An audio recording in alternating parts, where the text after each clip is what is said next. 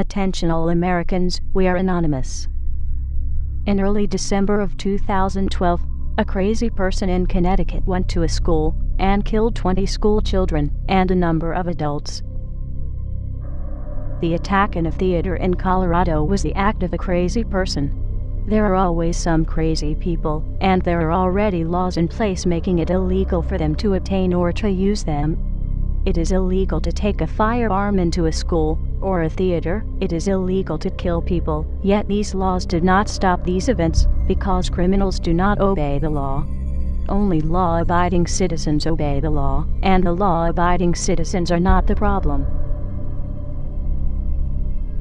Connecticut is the 4th highest gun control state in the country, and it's very hard to get a gun. Chicago and New York have the highest crime rates, and each has had total gun bans for years, yet gun violence increased.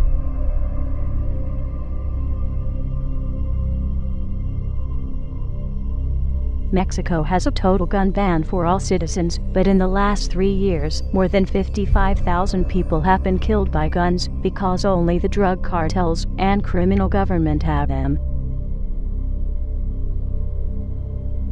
Throughout history, authoritarian governments have used gun violence as an excuse to take people's firearms and control their population. This is exactly what Adolf Hitler did to disarm the German people, and look at the atrocities his administration did.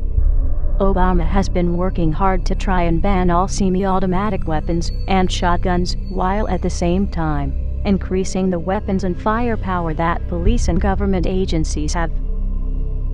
Within minutes of the Connecticut shootings, politicians were on the state-run media saying it was time to get rid of the guns, and they will be talking about it for weeks to come. The Obama administration and his government-funded media have been promoting this idea for months. Every time there is a shooting performed by a crazy person, the media talks about it non-stop for weeks or months. But when there is an illegal or unlawful shooting by police that does not fit Obama's agenda, the story is barely mentioned, such as some of the following cases. August 2nd, 2012. Travis Carter was shot in the head while handcuffed in a patrol car in police custody. Police claim he hid the gun and shot himself, even though he already told his girlfriend they would go to a movie when he got out.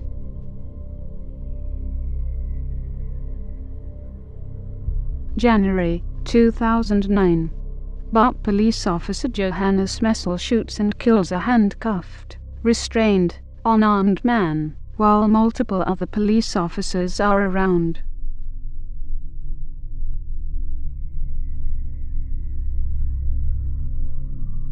August 2012.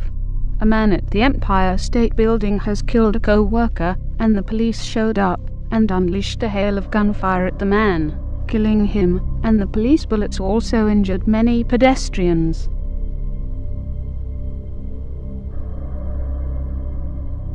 July 2012. Some protesters demand answers from police about why they shot a man in the back.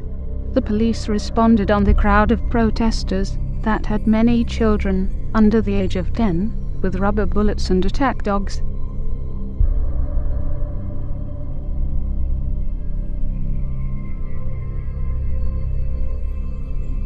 These stories got barely a whimper out of the press, and certainly did not get the coverage of several weeks, even though they are just as newsworthy. In addition, are the other major violent crimes where firearms were not even used. August 2007, Connecticut. In a home invasion, a wife and 2 children were murdered. The wife and youngest daughter were also victims of sexual assault. Only the husband survived, and he was badly beaten.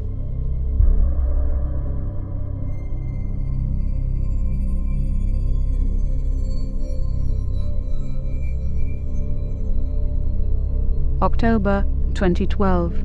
A mother and her 2 children were brutally murdered in California home. The suspect did not choose a firearm.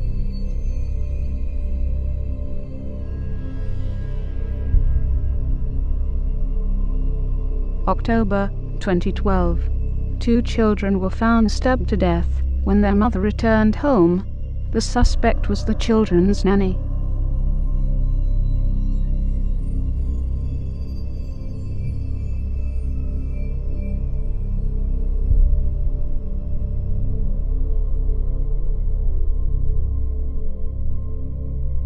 September 2012. Siblings' throat slit by intruder.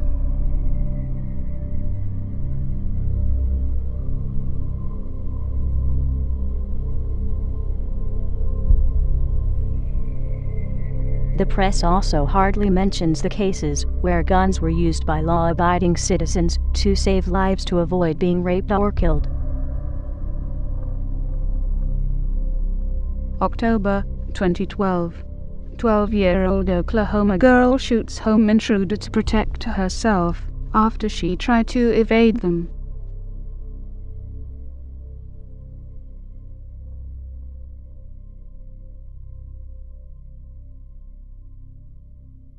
January 2012. 14-year-old boy kills intruder when a gang of 4 men break into his house, where he was alone with his 17-year-old sister.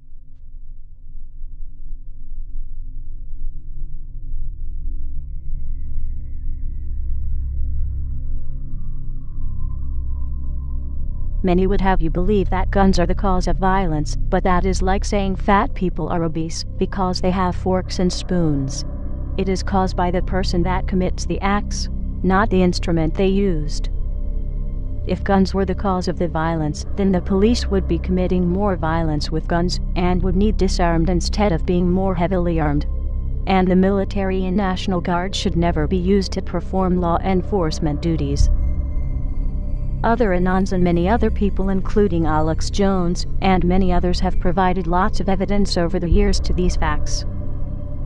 It has been known, predicted by many for several months, and in some cases years, that Mr. Obama's intentions are to confiscate all firearms, or at least as much as he can, to make it easier to usher in a fascist police state, to establish a one-world government, and under a one-world currency system. It was a tragedy in Connecticut, where the school children were murdered by a crazy person, and, as we have demonstrated in this video, there are countless cases where the press did not report on it as much, because it was not on a political agenda. How dare Mr. Obama soil their memories, and who they were, and are, by using this and other events for his own purpose. Guns have been used to save lives, and could have been used to save other people. Mr. Obama would have you believe that guns are the cause of these crimes that CNN, Fox, and the rest of mainstream media talk about so much, but it is hardly mentioned when the crimes are committed by authorities that are ever increasingly armed. Mr. Obama will tell you he needs to get guns out of the hands of criminals, but he will be taking them out of the hands of law-abiding citizens, while the criminals will still have them, and will have other means of inflicting harm. The law-abiding citizen will be helpless. Those that were saved by guns will become victims. And those that could have been saved by guns will have that history repeated, as others end up raped and murdered.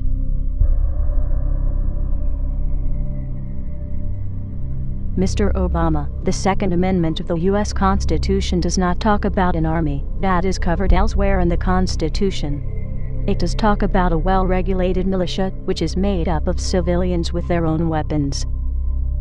The Second Amendment of the U.S. Constitution does not talk about protecting government or government resources, but it does talk about being necessary for the security of the free state. The Second Amendment of the U.S. Constitution does not say a single word about hunting or sport, but it does say, "The people's right to keep and bear arms shall not be infringed." To the American people, as many laws have been banning firearms in cities such as Chicago, New York, and Washington, D.C., have been implemented, and, as the courts get them, they are now being overthrown as unconstitutional. Even if they were not ruled on, they are an infringement to your Second Amendment rights, and you have no obligation to obey it, and the courts have no obligation to enforce it.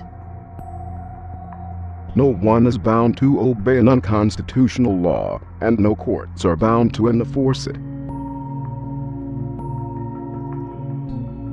Mr. Obama, as the chief law enforcement officer of the country, you are responsible for the conduct of those under your command.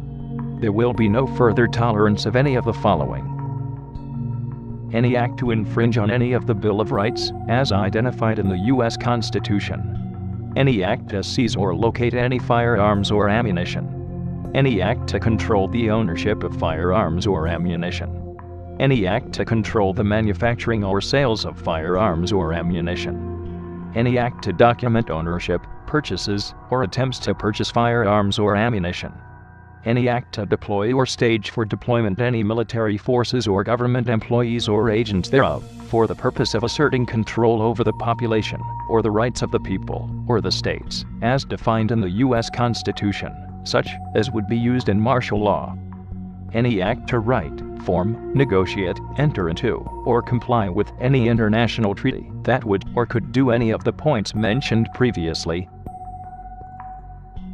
Reed vs. Covert, 354 U.S. 1, 1957. Treaties do not confer powers not authorized by Constitution.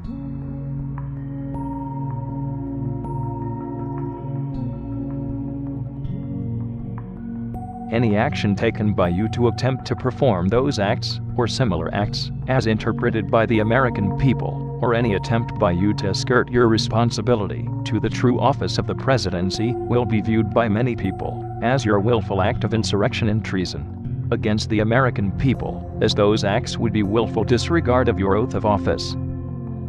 Any further attempt by you, your administration, law enforcement, or those under authority of the presidency to perform or assist in performance with any body attempting such acts will be viewed by many people as your willful act of insurrection and treason against the American people, as those acts would be willful disregard of your oath of office. Any further attempt by you, your administration, law enforcement, or those under authority of the presidency to do any of those acts mentioned, or anything similar, will be viewed by many people as your willful act of insurrection and treason against the American people, as those acts would be willful disregard of your oath of office. Upon such acts, it is the responsibility of the Vice President and Cabinet members to immediately exercise their authority under the 25th Amendment of the U.S. Constitution to remove you from office. Failure of such act may be viewed as an act of insurrection and treason by the Vice President and Cabinet members, as such failure would be willful disregard of each of their oath of office. Upon failure of the Vice President and Cabinet members to perform such duty of your removal, it then falls on Congress to immediately force your removal by legal means.